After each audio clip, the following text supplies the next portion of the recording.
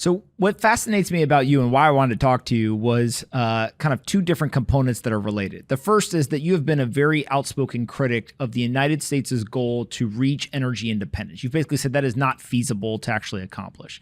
On top of that, you, I believe, testified, but for sure have publicly criticized both George W. Bush and Barack Obama, two different sides of the aisle, for many of the energy policies that we were pursuing, specifically around using renewable energy to eventually get to a point where the United States could be energy independent and serve all of those energy needs that we have.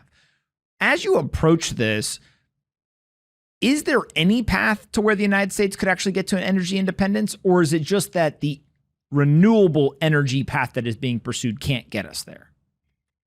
Well, the latter, I would agree. There's no way that we can rely solely on renewable energy to get us to be independent. As I talked about China, the supply chain with China is one that is going to take decades to change. We can't suddenly begin producing these magnets and metals and minerals at the scale that the Chinese are now. We can't do it in a couple or 3 or 4 years. We can't do it in a decade. It's going to take multiple decades.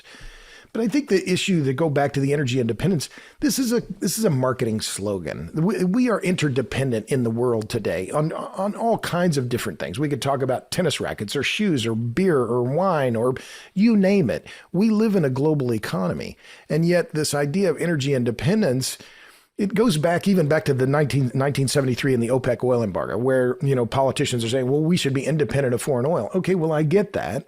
And now we've talked about this same issue now for almost 60 years, but we are still not energy independent in the U.S. We export a lot of crude oil. We import a lot of refined products. We export a lot of refined products. And so we live it in particular when it comes to the oil and oil market. And now increasingly in the natural gas market, we are interdependent in the world. Forgive me.